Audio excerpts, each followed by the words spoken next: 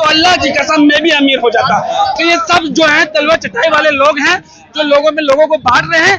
हमारा कसूर इतना है कि हम देश के छात्रों को उनके लिए न्याय चाहते हैं।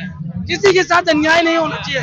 सरकार भी चुनाव में जाती है तो मानव जीवन को बेहतर बनाने की बात करती है। हम भी यही कर रहे हैं। आप भी देश को बेहतर बनाने की बात कर रहे हैं, हम भी यही कर रहे हैं। तो हम अपराध कैसे कर रहे हैं, हम आपसे ही पूछ रहे हैं। पर सरकार के एजेंडे में है ये सारी चीजें देखिए, जो आप मांग रहे, स्वास्थ्य, शिक्षा, रोजगार, ये तो है नहीं ना। देखिए मैं क्या कह रहा हूँ, आप इस बात को समझिए। जब बात गरीबी की करेंगे ना तो मुझसे पूछिए।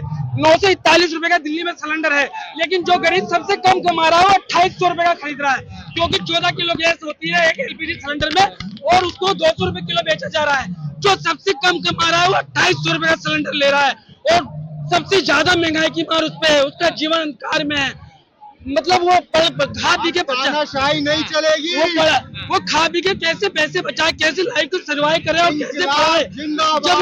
जब वो सब कुछ करके बच्चों को पढ़ाने लिखाने की काबिलियत और कुव्वत रखता है तो सरकार द्वारा या सरकार के संरक्षण में या सरकार की लापरवाही में जो ऐसी घटनाएं हो जाती हैं तो इसकी जिम्मेदारी सरकार की है।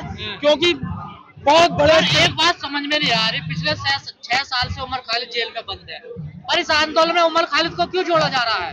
देखिए, उमर खालिद एक देश के एक नागरिक हैं, देश के एक जाने पहचाने संस्थान से बहुत बड़े स्तर पे पढ़ाई करी है, समझ रहे हैं। उनका कसूर यह है कि उन्होंने 2014 के बाद मुख्य रूप से CNRC आंदोलन में सरकार के खिलाफ मुख्य भूमिका निभाई, लेकिन आज तक ना उनके द्वारा दी हुई कोई स्पीच, ना कोई ऐसी एक्टिविटी जो ये साबित करती हो कि उन्होंने देश या समाज के खिलाफ कोई अपराध किया हो। कोर्ट ने भी नहीं कहा इस बात को। नहीं कहा। अगर उसके बावजूद भी लोग कहते हैं कि उनका नाम क्यों लेते हैं, देखिए अन्याय इस देश में किसी के साथ जाति अन्याय नहीं होना चाहिए।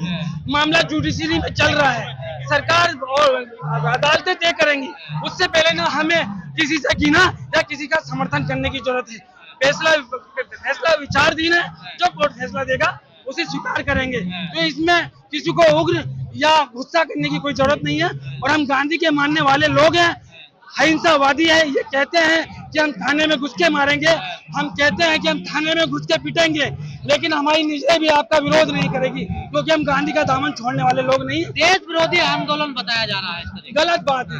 देखिए, राजा राम मोहन राय, स्वामी विवेकानंद भी उदारवादी भारत की स्थापना रखी थी, वो भी ब्राह्मण समाज से थे।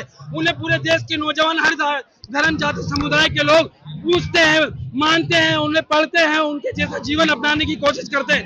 तो ब्राह्मण का विरोध कभी नहीं करते और ना किसी ने किया है। डिस्क्रिमिनेशन का हाँ, उसका विरोध करते हैं। कैसे ब्राह्मण क्षत्रिय वैश्य और शूद्र के बीच का डिस्क्रिमिनेशन का विरोध करते हैं, वो उनकी अपनी राय है, मैं इसमें कुछ नहीं कह सकता।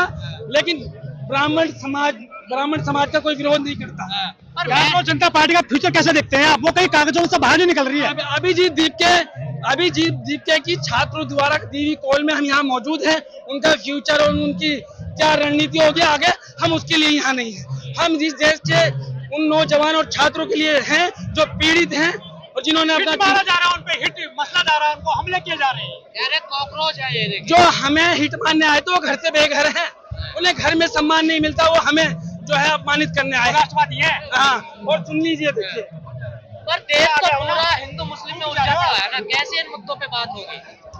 अपने आप जिस दिन पेट को ज्यादा भूख लगेगी, जीवन को जब ऐसा महसूस होगा कि ये चीजें हमें ठग रही है, लोग खुद जागरूक होंगे। लेकिन लड़ना, संघर्ष करना लोकतंत्र में हमारा हिस्सा है, ये अधिकार है, हम इसे करते रहेंगे। मोदी जी ने टेलीग्राम बंद कर दिया है 2 दिन के लिए, इनसे कोई मसला हल नहीं हो रहा।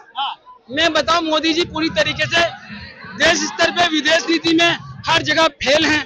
मोदी जी ने कहा अंतर्राष्ट्रीय जल क्षेत्र में नाविक की सुरक्षा सुनिश्चित की जाए, अमेरिका ने कोई जवाब नहीं दिया, बल्कि ये कहा जो उल्लंघन करेगा उसको परिणाम भुगतने पड़ेंगे। तो मोदी जी, विश्व गुरु है मोदी जी।